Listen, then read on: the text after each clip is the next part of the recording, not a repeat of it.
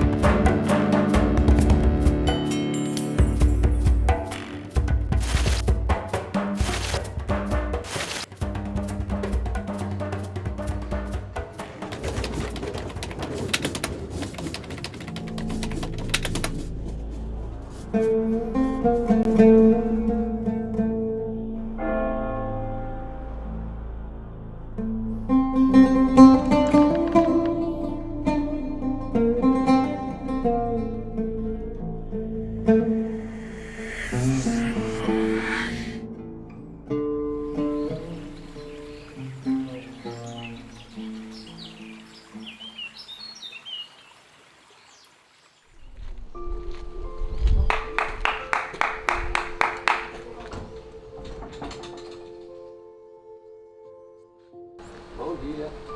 Tudo bom? Tudo bom, graças a Deus. Por favor. Podemos entrar? Por favor. Com licença. Desde quando era molequinho, ele já mostrava que ele tinha assim ele tinha alguma coisa ali que era diferente de um outro molequinho da rua lá. Neto de artista, filho de artista e um grande artista. Uma história bonita de contar.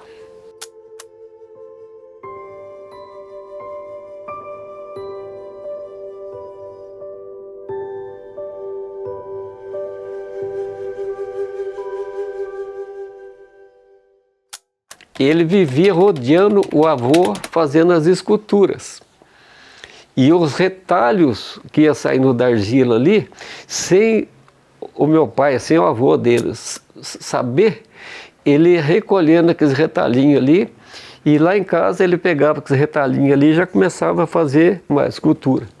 A maioria figuras monstruosas, que ele gostava de causar impacto. Que ele não se interessava em jogar bola na rua descalço, não. Ele interessava em ler, fazia desenhos daqueles que ele via no cinema lá, desde menino. Então, desde que 6, 7, 8 anos, o Marcelo já mexia com esculturas. Muita argila. E é claro, pegava a maquiagem da minha irmã, pegava utensílios da cozinha da minha mãe. E o Marcelo, ele tinha uma mão maravilhosa, ele pegava uma coisa e ele transformava literalmente. Qualquer material que caísse na mão do Marcelo, ele fazia alguma coisa. Mas isso aí ele era pequenininho, meio gênio, desde pequenininho. Desde menininho ele já tinha uma sina, uma luz, que aquele menino seria grande um dia. Tudo que acontecia na família, ele já colocava no jornal da família. Aí tem umas gozações no meio, que ele gostava de gozação. Com a máquina de datilografar que meu pai comprou, aquelas portáteis, ele usar de uma forma tão brilhante com os seus 10 anos de idade foi sensacional. E o Marcelo era terrível. A família toda ele zoava. Ele era muito de ironia, uma ironia meio sarcástica. O sono da tia Nilza é tão pesado. Dormiu uma mendiga em sua casa. Ela não viu. Da próxima vez, cuidado.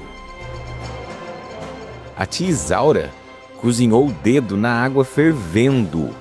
Deve ser o sono.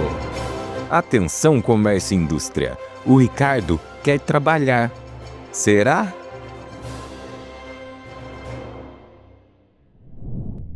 Mas, na minha memória de brincadeiras, eu lembrei de umas coisas que aconteceram em Campos do Jordão.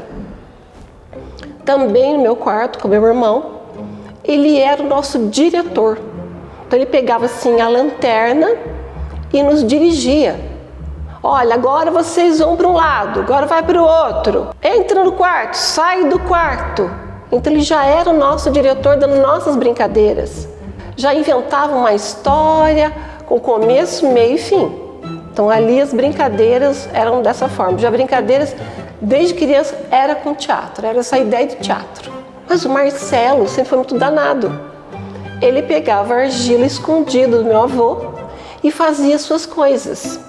Então eu lembro dele fazer alien pequenininho, depois ele fez o alien maior, até que ele chegou a fazer a mãe alien mesmo, enorme, que dava volta na cama dele. Então mesmo eu participando, desde ele abrir o saco da argila para poder tirar a argila até a escultura pronta, ainda que eu acompanhasse tudo isso, o final era sempre impressionante. Nós nos conhecemos aqui no Pujol, com 7 anos de idade, fazendo a primeira série. E desde então a gente nunca mais se separou. A gente começa a fazer teatro no Pujol. Nós estávamos, acho que na 6ª, 7ª série. E acho que a primeira cenografia que o Marcelo fez foi um espetáculo que a gente fez junto, um teatrinho que a gente fez na escola. E eu fui na casa dele, eu tinha uma barra forte. E nós íamos aqui numa loja pegar uma caixa de papelão para fazer o cenário. E a gente sempre conversava muito de tudo, né? Então, ainda na infância, a minha infância foi muito diferente das minhas amiguinhas, porque o que eu via na minha casa eu não via nas outras casas, que eram assuntos diferentes, era muito cinema, era muito trilha sonora de filme. E eu lembro de eu comentar com amiguinhos, escola, enfim, coisas de filme, ninguém me dá bola, porque ninguém sabia o assunto que eu estava falando, né? Que era muito do universo da minha casa. Nós começamos a estudar juntos em 1978, na terceira série, né, no 3º ano. Já no 6º ano veio o Fábio, né, e em 83 o Júlio também entrou na nossa sala, na mesma sala. Tinha outros, né, tinha o Cabral, tem o Valdecir, mas aí essa turminha se formou nesse período, fim dos anos 1970 e comecinho dos anos 1980. Nossa praia, sábado à noite, onde a gente estava, na casa de um de nós, ouvindo trilha sonora, conversando sobre cinema, vendo revista, de repente, e até quando essa paixão se tornou tão grande, que a gente não quis mais apenas ficar passivo. Aí eu fiz um jornalzinho, que era o Jornal do Killers, né? Resolvi fazer esse jornalzinho, ele era quinzenal, começou com 12 páginas, depois chegou a 20 páginas, 100 edições, deu 4 anos, né? 4 anos. É tudo feito batido à máquina datilográfica, né? Pegava recortes de revistas, fotos. E aqui o caso foi o próprio Marcelo que fez a capa. Ele que reproduziu a visita dele ao museu. Então era desenho, xerox, recorte de revista e a máquina de escrever.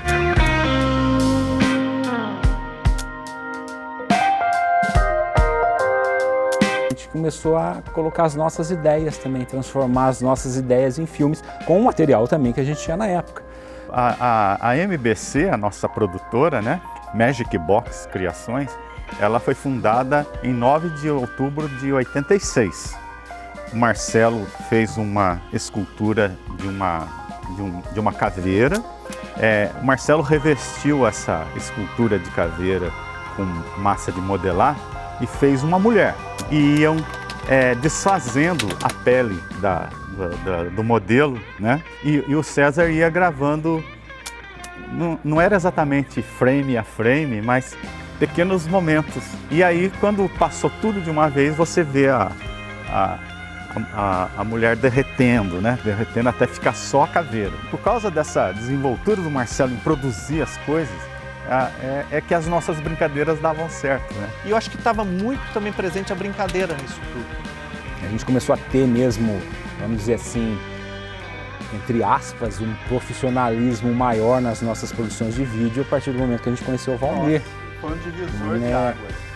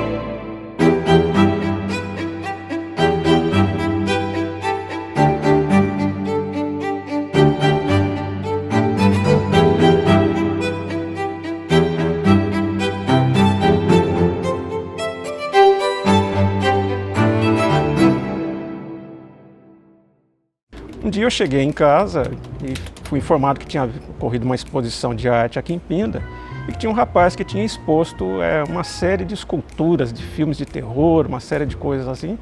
E minha mãe falou, olha, esse cara é a sua cara. Eu falei, mas quem é esse aí? Então quando a gente se encontrou, né, do lado do Marcelo, eu via muito isso. Podia-se colocar qualquer ideia para ele, né, de vamos fazer tal coisa, ou precisamos de tal coisa, e ele viabilizava aquilo. Quer dizer, ele esculpia no rosto da atriz lá uma bruxa usando maquiagem, que não era maquiagem, era argila. Você sugeria para ele assim, Marcelo, será que tem um espelho aí? Ele saía correndo, não perguntava, arrancava acho que o espelho do banheiro da casa dele e aparecia com o espelho lá para a gente fazer os vídeos. Precisava ter uma pessoa cortada pela metade, machucada, enfim. Daí um dia a gente chegou, já pronto, o Marcelo fez toda uma estrutura de madeira elevada, cobriu toda ela com papelão, ficou só um buraco no meio, onde o ator ia se encaixar. O Marcelo arrumou umas caixas de azulejo em cima, simulou o piso, não tinha órgãos internos, ele providenciou bexiga, pintava, enchia de água, colocava uma aqui, outra ali, muito ketchup. Então era isso, era assim, a gente fazia com o que tinha na mão. E geralmente era o Marcelo quem reunia isso tudo, ele era o produtor.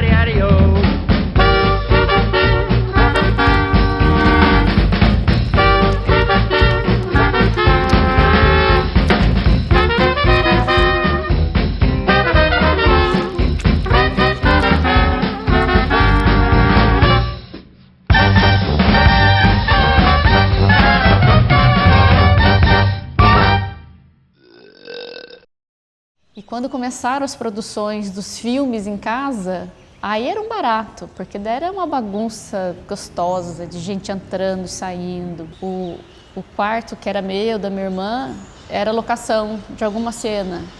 A sala da minha casa era locação de outra cena. Então o banheiro, quantas vezes alguém foi assassinado naquele banheiro da minha casa? Porque tudo virava cenário, né? O estúdio da MBC era dentro de casa, até a MBC fazia as locações externas, mas era muito dentro de casa. Logo depois veio o pessoal do teatro, que também era outra entre e sai, aí já era o dia todo. Minha mãe, uma boleira de mão cheia, então em casa todo dia tinha bolo para o café da tarde. E o pessoal adorava, né? Porque sentava para tomar um cafezinho, minha mãe ia lá, arrumava um banquete para todo mundo, né? E ela gostava de fazer isso, né? Você via ali o brilho no olhar dela, assim, de gostar de servir todo mundo. Então, acabou o café, já passa um café. E senta e levanta 2, chega mais 3. Chega mais um, cadê o fulano? Acabou de sair.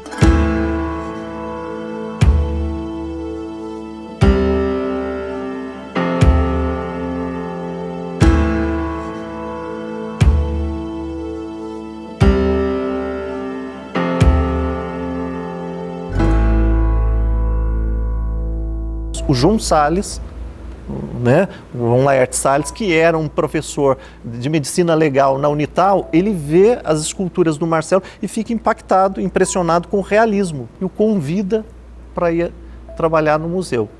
Mas naquele modelo ainda do mecenato para artistas renascentistas, digamos. A primeira arte que ele fez assim grande para o público, vamos dizer, foram os escravos que estavam no museu. Então ele estudava a cultura daquele povo e montava a imagem do escravo de acordo com aquela cultura, tipo de cabelo, tipo de roupa.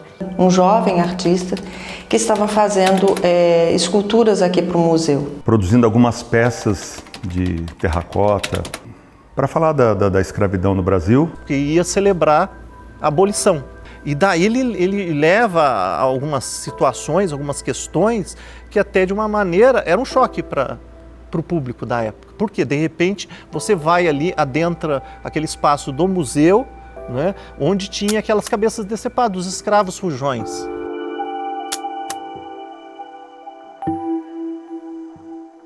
Ele pesquisou as origens, né, desses escravos, das regiões, os detalhes físicos de cada região, de cada povo.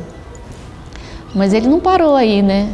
Ele colocou a dor desses escravos nas esculturas. Então a gente vê no museu as esculturas dos escravos com sangue. E isso já era a sensibilidade do Marcelo, né? Ele fez porque ele achou que tinha que colocar essa dor ali.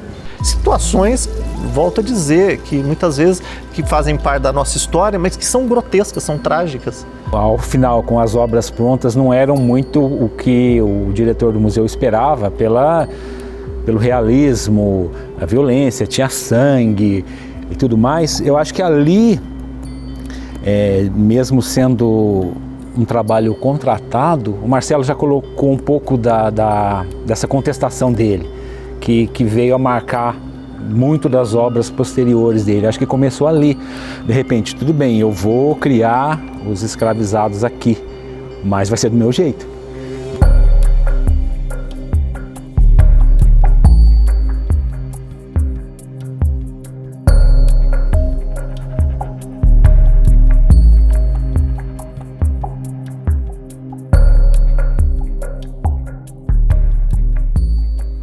Eu era professor de teatro e o Marcelo começou como artista plástico e era visível que ele ia fazer artes plásticas.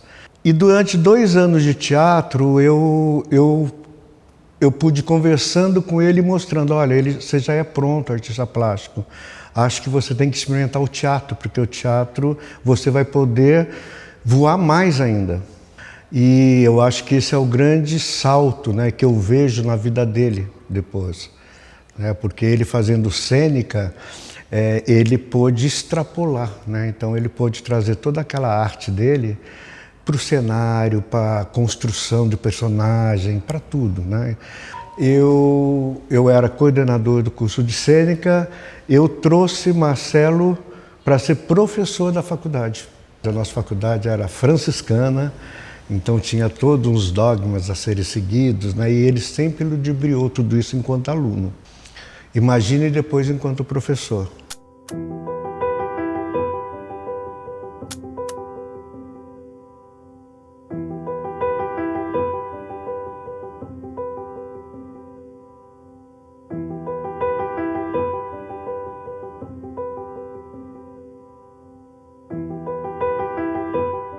Eu era aluna da Escola Ápice de Pinda, isso é mais ou menos em 1990, e eu fui para o 5º ano, e aí a gente recebe uma notícia que vai vir um professor de educação artística, era um professor novo.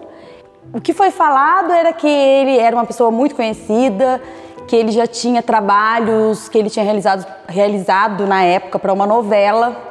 Marcelo tinha aquela coisa das esculturas dele, estava na novela, né?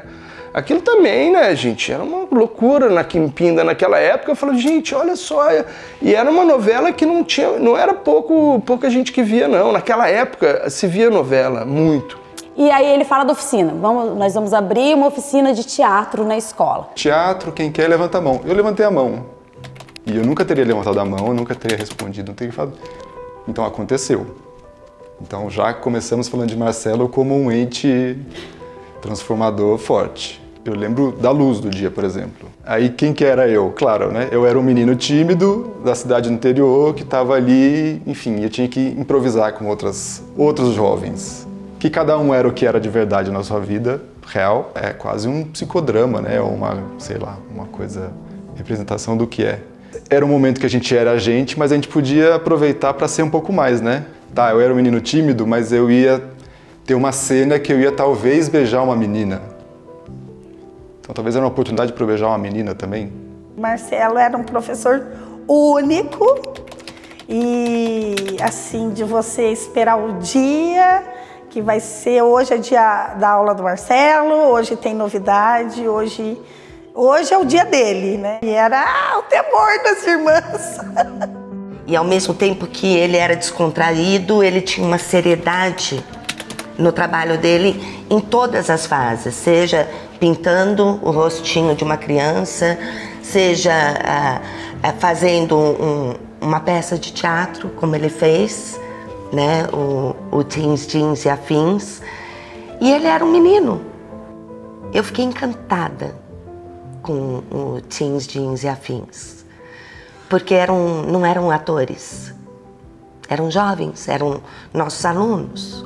Esse projeto chamava Teens, Jeans e Afins e ele juntava esses alunos do Marcelo no ápice, junto com os alunos do Alex Martins na escola de balé. E foi um evento que marcou a cidade, né? Porque foram várias apresentações, depois a gente teve uma extensão das apresentações, se eu não me engano, foi no Clube Literário, que eram os ensaios, e era uma época mais, talvez mais ingênua, né? Assim, não tinha a questão da tecnologia não existia e era muito pautado nas relações entre as pessoas. Aí tinha, então tá, vai ter Teens Jeans, vai ter momentos de dança, alguém quer dançar, quer fazer balé? Ah, eu quero. De novo, eu levantei o braço na frente do Marcelo, né? Tipo, essa pessoa me fez levantar o braço para tudo. E éramos muitos atores, sei lá, 20, 30. Uma galera, e todo mundo ainda, além de representar, ainda dançava. Então a gente tinha aula de balé, a gente tinha aula de jazz com Alex Martins. Então eu aprendi a dançar com Alex Martins, olha que luxo. A gente era os meninos que faziam balé, e aí foi uma maneira também de ser punk no interior. Eu acho que o teatro, da maneira mais clara possível, ele sempre é um grito de liberdade, é uma libertação, né?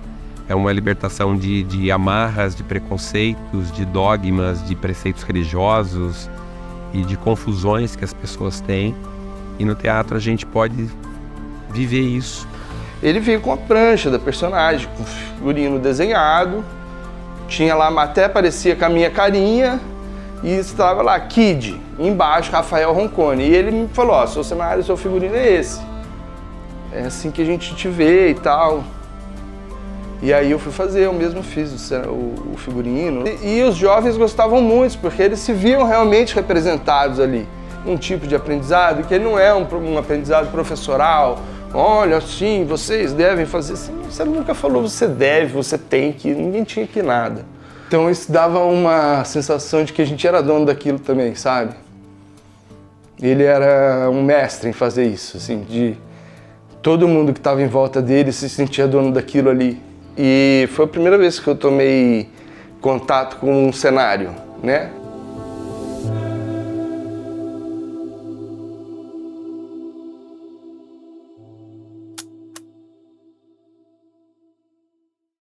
O IASG tinha essa, né, tem até hoje, né, como acervo, né, de obras de arte contemporânea, mas ele cuidava desse acervo conosco. Ele me liga e fala assim, Rose, agora eu estou trabalhando no IASG como coordenador cultural e eu quero montar uma exposição lá da primeira exposição de obras modernas, contemporâneas de Pindamonhangaba. O Marcelo começou fazendo isso, juntando os artistas que tinham a mesma linguagem para a gente colocar a arte ao alcance das pessoas da cidade.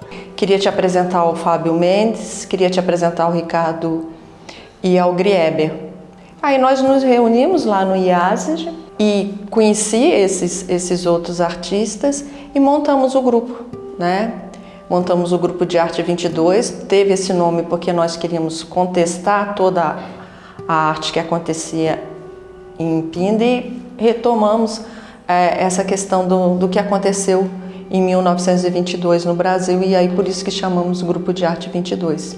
A ideia do grupo era essa, era a gente sentar, papear, falar sobre, ter com quem conversar, ter alguém que entendesse a nossa língua, que falasse a mesma língua, porque, como eu disse, ainda era tudo muito novo, a arte contemporânea aqui na cidade. Ele trazia 2 trabalhos, era um bispo, que ele tinha o tronco, mas o braço vinham tentáculos, mas ele estava num grito assustador, tal como o quadro lá, o grito do Munch. E ele estava dentro de uma latrina. Aquele bispo ali, como se estivesse indo embora com a descarga, era essa a intencionalidade, vamos dar uma descarga nessa autoridade. Ele gritando com aqueles tentáculos desesperados, tentar segurar no vaso ali para não ir. O IASG sempre foi muito aberto à arte, né? Então, e à expressão. Então, tudo bem, por mais que choque, é a expressão daquele artista, é o jeito de ser. A gente tinha essa abertura, né, para poder acolher as diversas formas de expressão, de arte. Então, algumas pessoas se chocavam, obviamente, até não só com ele, com outras exposições que já tivemos aqui, falaram, nossa, o que é isso? Isso é estranho, isso não me é comum, ou não gosto ou não gosto, mas a pessoa teve a oportunidade de conhecer, é isso que a gente valoriza. E nós queríamos mostrar o que nós sentimos, que a arte, ela é interior, que a expressão da arte, ela era interior.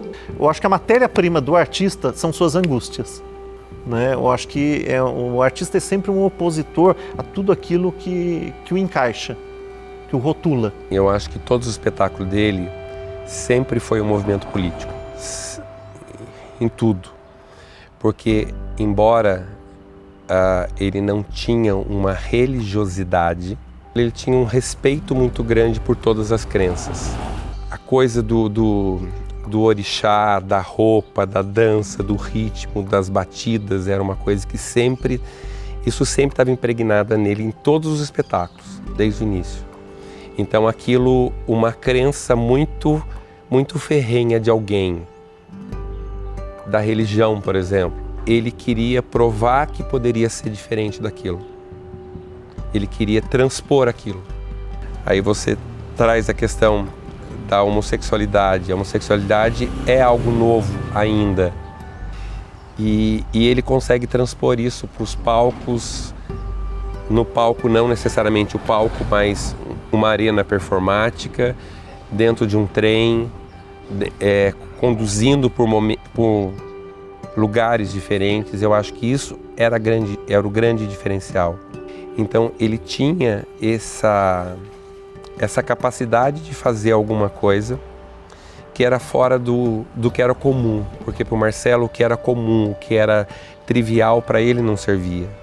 Ele precisava do diferente, ele precisava do novo. Isso era refinado, né, nele. Era uma trupe de teatro, nessa cidade que a gente mora, que é super conservadora, né? Fazer teatro era algo meio proibido.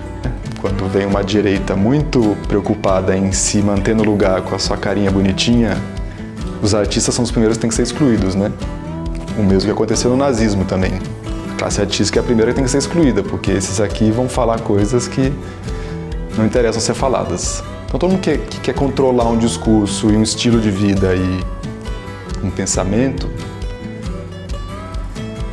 vai se chocar com a classe artística. Uma vez nós viemos aqui pedir um ônibus, eu, Alberto, o Marcelo, o Wilson, o Carlos, uma turma, falar com o prefeito sobre o ônibus.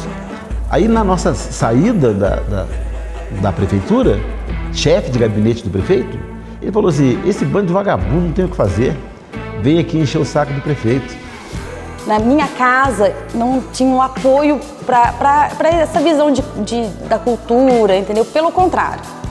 Eu ia por amor, porque Acho que, de repente, nem era o gosto que eu fosse, que eu fizesse, mas eu insistia, ia. A gente era taxado, né, numa cidade pequena como Pindamonhangaba, lá naquela época da faculdade, a gente já era a escória do mundo, fazendo esses espetáculos muito doidos, pensando nessas coisas. E aí o Marcelo convenceu todo mundo que no dia da formatura a gente iria com um baita chapéu de bruxo. E nós nos formamos assim, de beca e de chapéu de bruxo, desse tamanho. Ele era bruxo, né? Você era bruxo, ele te encantava.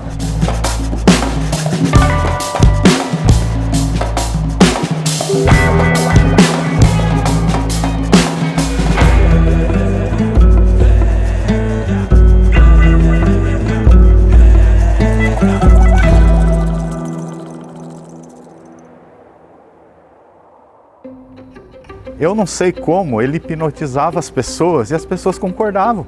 A gente fez cenas na escola João Pedro Cardoso, no Palacete 10 de Julho, onde era a prefeitura na época,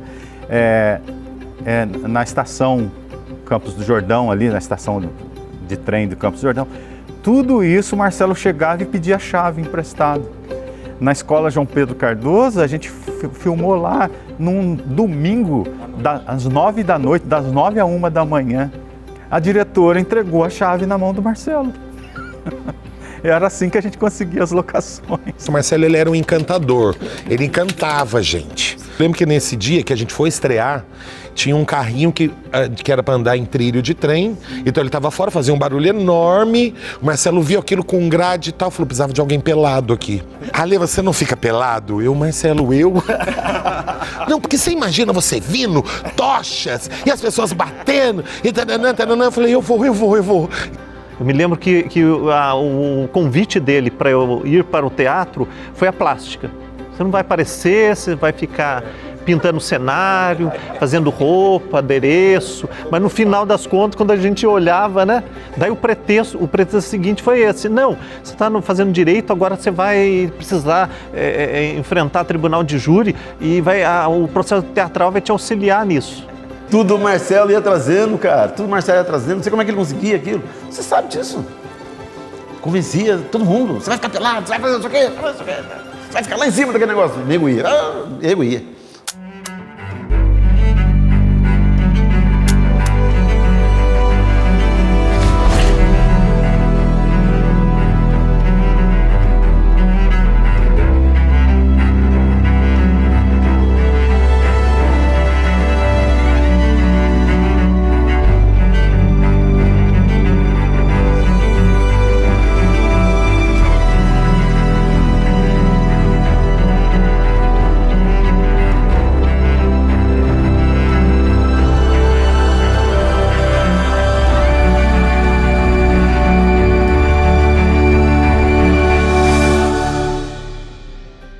Começamos nosso grupo, no Testando Texto.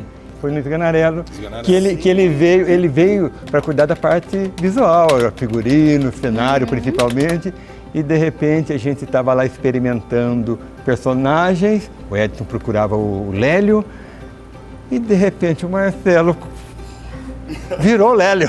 Ele caiu em cena, era o Lélio, todo mundo falou, é ele, não tem escolha mais.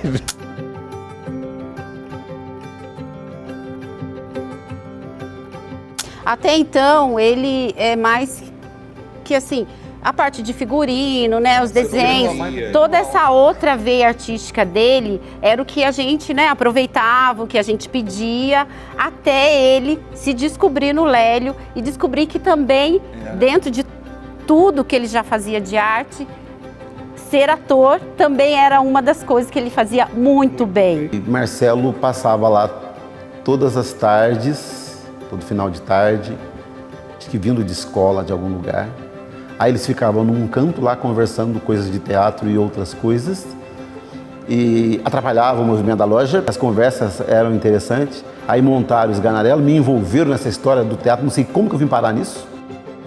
Esganarelo, corno imaginário, Esganarelo, corno imaginário. Eu odiava isso. para mim, chega o seguinte, que eles não estavam mais afim de fazer teatro e não queriam que ninguém continuasse com esse nome Testando o Texto. Eles falaram assim, fecha-se tudo, acaba-se tudo e quem quiser, cria outro grupo, outro nome. E a gente fica chocado, porque a gente estava numa efervescência de fazer teatral e querendo continuar. E aí então, Marcelo, eu, umas 5, 6 pessoas, ficamos remoendo tudo aquilo. E aí começa, vamos fazer e vamos criar um outro grupo.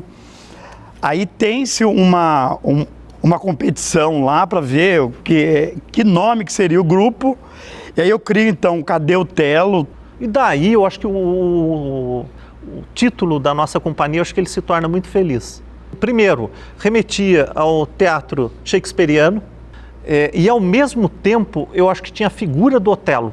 E ali eu penso que daí a gente ficou feliz, porque a gente estava reverenciando a Europa, o teatro europeu, né? Esse viés é de onde nasce, mas ao mesmo tempo a gente ficava o nosso pé no chão nesse Brasil. Mas eu crio esse nome, Cadê o Telo, mas eu não penso em nada do que ele está falando aqui, ó. Não penso em nada disso.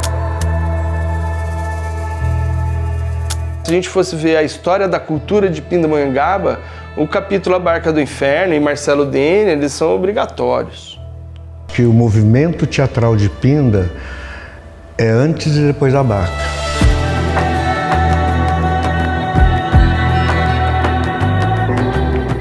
Nossa, a Barca do Inferno foi a coisa mais emocionante do mundo. De repente era um conjunto de pessoas que trabalhavam por um espetáculo. A Barca foi muito grande. Ela poderia estar em São Paulo, poderia estar no Rio de Janeiro. Porque muitos procurarão entrar, e poucos conseguirão. Vem esse espetáculo que ele é muito sonoro, né? Que ele é muito plástico, que ele é muito ritualístico e que ele trabalha com questões, eu acho que para todo mundo, que é pôr a mão naquilo que é desconhecido. Essa magia de chegar lá na estação, pegar o bondinho, ir até o local da apresentação, descer num lugar totalmente escuro, fazer um caminho e aí logo de cara já, né, susto, o nu. O que tem a ver teatro com cerâmica, um galpão que fazia tijolo lá? Não, vamos tentar, se não der certo a gente para. Aí que o trem partia aqui de Pinda 8h15 mais ou menos, ali na estação era um velório, só não tinha um caixão, mas tinha assombração, tinha tudo. E ali o público já ia se inteirando, são 2 barcas, que uma vai para o céu, uma vai para o inferno, e todo mundo é santo, todo mundo quer ir para o céu, né? Só que chega lá na hora da divisão, o anjo e o demônio começam a falar, você é santo, tá? Então, e aquilo que você fez? Então, só que eles transformaram aquilo em comédia. E o que foi interessante? A estrada, ela já era conhecida, ela foi mais conhecida ainda no estado, porque o teatro fez muito sucesso. Quando a gente operava, eu vou dizer para você, era a lotação do trem total, 100%. Muitas pessoas vinham no final da peça e vinham perguntar pra gente onde é que esse trem ia. Se ia até ali só, falava, não, ele vai para Campos do Jordão. Pegava o panfleto para fazer reserva. Muita gente chegou a vir passear para Campos do Jordão por causa da peça. As pessoas vinham de fora, nós viemos de fora, lotavam o carro, vinham achando que chegava, comprava e entrava. Brigava com o Silveira porque não tinha ingresso. E você imagina o que significava aquela trupe de teatro arrebentando, fazendo sucesso do jeito que estava fazendo, chamando as pessoas, indo lá, e era todo mundo meio pelado, e tinha uma coisa satânica, e tinha umas coisas que eram fora de um conceito tradicionalista, né? O Marcelo, ele era realmente instigante. E eu acredito que há muito disso também na Barca, nesse início todo desse processo, que é o brincar de ser Deus, coisa que os gregos trazem, desse universo em confronto, mas bipolarizado, né, de trevas e luz. Não estamos ao norte ou sul, nem a leste ou oeste, e no povo a nordeste. Não estamos nas profundezas abissais do universo e nem tampouco nas alturas atmosféricas. Estamos na confluência entre a razão e a insensatez, a verdade e a mentira, o bem e o mal. Ele queria uma peça sem parede nenhuma, né? Que acontecesse ali daquele jeito e um visual meio carnavalizado, estandartes. O diabo era uma coisa, né? Aquele chifre enorme, uma cabeça, o esplendor também. E coreograficamente ele falava, vamos fazer o quê? Só que ele já me falava e ele já fazia o movimento, né? Então estava fácil, né? Eu só tinha que organizar ali. Ele já falava, vai entrar a mexeriqueira, aí ele fazia assim com o corpo, eu já falava assim, tá pronto, é isso. Tava no corpo dele tudo, né? Tudo estava no corpo dele, muito. O figurino que ele colocava no papel estava no corpo dele. A gente lá tava batendo a estaquinha e tava puxando a lona, não sei o que, mas no final, quando apagava a luz, quando acendia as tochas, quando o espetáculo ficava pronto, cara, era Hollywood, entende? Lá eu consegui enxergar exatamente o que eu falava lá na faculdade, né? Aquele artista e aquela coisa glamurosa de cenografia, né? Que tudo do Marcelo era muito grande, era muito intenso tudo e muito bem feito. Foi um marco na vida dele. Foi aí que ele começou a desabrochar mesmo. É o que ele queria fazer. A gente termina porque num dos encerramentos do FEST, o Marcelo pega alunos da FASC e criou um encerramento que foi na rua, na frente do Teatro Galpão. E esse encerramento ficou marcado para a história, porque daí ele coloca, como sempre, o Marcelo, aqueles ritos, né? A Dionísio, então pessoas nuas, cavalos, tudo, né? De fogos no ânus de alguém. Onde estenderam a lona e o bispo soltava fogo. E a hora que termina, na outra semana ele é mandado embora da FASC. E que eu acho que foi o grande salto para ele. Então acho que assim, nós perdemos, mas ele ganhou. E esse rompimento dele aqui foi a grande mola propulsora que levou o Marcelo a ser o que ele é, o que ele foi nos últimos anos e o que ele ainda é hoje. Acho que o grande lance dele era colocar para fora as vísceras, dilacerar mesmo toda aquela paixão que ele tinha pelo processo criativo e levar uma mensagem que isso era ele quem carregava, mas uma mensagem assim de extrapolar paradigmas, de conhecer novos espaços. E Pinda, lógico, ficou pequeno para ele. Marcelo sempre quis dizer que Pindamonhangaba era nem do século passado, né? Era o atraso do atraso do atraso da arte. E ele sempre quis chocar Pinda. Quem conviveu com ele sabe disso. E ele chocou Pinda.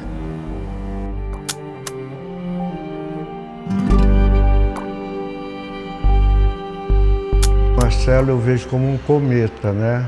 A vida dele parece, né, que... Parece não, eu tenho certeza que já veio com essa previsão de tudo muito rápido e muito intenso. Então se a gente para pensar, fala, nossa, o cara, vamos dizer assim, de uma coisa tão pequena foi ficando o monstro que ele foi. Então eu vejo ele como um cometa e deixando esse rastro, né, que deixou para todo mundo. Não levava a glória para ele, ele sempre dividiu o que ele fazia para todo mundo que estava ali. Ele falou, não sou eu, é a minha equipe. Isso era dele, do Marcelo. Ele nunca foi assim uma pessoa egoísta e querer tudo para ele, não. Não, ele não era dele. Ele nunca falou, não, tia, eu nunca trabalho sozinho. Eu tenho uma equipe que trabalha comigo.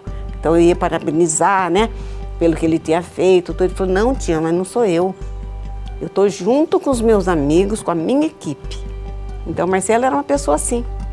É bacana a gente, né, olhar a trajetória de uma pessoa que, quando chega aqui com todo o seu potencial criativo e depois você sabe que ele teve uma jornada, né, artística meteórica, né? E muito produtiva e muito significativa. Sempre com muita ousadia, querendo cutucar alguma coisa, falar alguma coisa, que esse é o nosso trabalho, né? Acho que se o trabalho do ator ele não for nada para... Se não for feito para ele poder chamar a atenção de alguém para alguma coisa, a gente está no lugar errado, fazendo a coisa errada. E aí sorte de quem estava por perto, que aí entrava nessas braçadas dele de vida, assim, né? Vamos melhorar, vamos transformar, vamos amar, vamos abrir. Então o Marcelo foi esse cara transformador de vida. Ele transformou muitas vidas, ele transformou muitas histórias, ele transformou a família dele. Um artista em grande ebulição interna, que eu acho que ele não cabia dentro dele. Sabe, ele tinha essa coragem, que é a coragem do artista.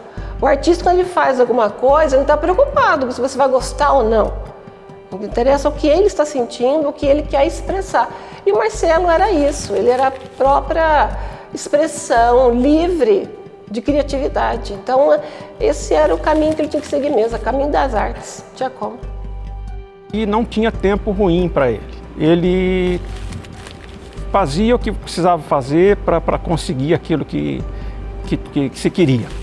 Então, se tinha que gravar alguma coisa, não tinha o material, não tem problema. Ele vai na casa do vizinho, ele vai ali na hora, ele resolve. Não tinha nada impossível para ele, né? Quer dizer, a determinação, né? A criatividade, né? E essa habilidade dele de fazer as coisas. E tinha outro lado, era muito gostoso porque era sempre divertido, né? A gente conversava a sério sobre o que a gente gostava, mas sempre ríamos muito. Imprimiu em nós um estilo de vida. Passei a transmitir isso para os meus filhos, que também seguem muito essa linha de fazer o que gosta, o que quer, de falar, né? E eu devo isso, eu tenho certeza, para toda essa época de vivência que eu tive com o Marcelo. Felizes os que conheceram e conviveram com o Marcelo. Assim, a maneira como o Marcelo via as coisas com grandiosidade. Marcelo, ele não entrava em nada para fazer um negócio, vamos fazer para resolver, não tinha, tudo do Marcelo, ele tinha conceito, tinha estrutura e era para ser grande. O olhar dele sempre foi assim, né? Que o Marcelo tá, como eu disse, tá no DNA de todos nós, né? Nesse DNA da amizade, da saudade, de tudo. Mesmo ele não estando do meu lado para assistir esse ou aquele filme, eu sei que ele tá lá. Eu levei ele para aquela sessão, né? Porque ele tá dentro da gente, né? Marcelo, eu continuo firme aqui no meu posto. Tudo que você poderia esperar que eu fizesse, eu estou aqui fazendo. Ele ia bam da USP, já estava aqui assim. Daí eu falei assim, agora eu vou fazer arte. Tá bom, eu vou com você. Olha, vou com você? Não, eu vou com você. Daí ele foi, colocou o livro aqui na carteira e ficou lá comigo. É de uma delicadeza, sabe assim? E eu passei. E eu passei. O mais positivo é isso, assim, como ele conseguia agregar pessoas e trazer para perto dele pessoas e extrair o melhor dessas pessoas. Vai e faz, dá poder. Vai, se arrisca, vai fazer. Não tenha medo, não. E a vida é agora, a vida é urgente, como ele falava. E ele sabia que a vida era urgente. Sempre soube. É muito rápido. Começou com brincadeirinha e no fim a coisa ficou séria, né? Porque ele ficou famoso. A gente agradece você, meu querido, por tudo. Marcelo Deni mudou-se para São Paulo em 2002. Na Universidade de São Paulo, cursou mestrado, doutorado e se tornou coordenador e chefe do Departamento de Cênicas da ECA USP. Em sua trajetória artística, fundou e dirigiu dezenas de companhias, trupes e espetáculos teatrais. Ministrou palestras, organizou e participou de inúmeros eventos artísticos. Idealizou cursos sobre visualidades cênicas contemporâneas e performáticas em diversas universidades e instituições pelo mundo afora. Alemanha, México, Portugal, Espanha, Holanda, França, Estados Unidos, Chile, Argentina e Brasil. Marcelo faleceu em 31 de agosto de 2020, aos 51 anos. Sua arte e seu encantamento permanecem no coração de sua família, amigos, alunos e admiradores. Valeu, Marcelo Deni.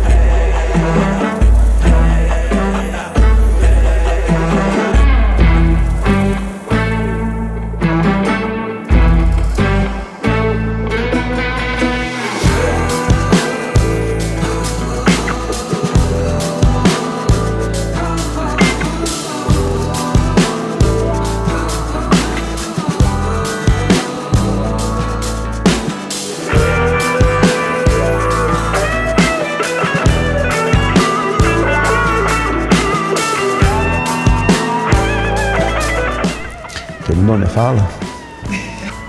Tem história pra contar. Mas tem que ter pizza, tem que ter conhaque, tem que ter...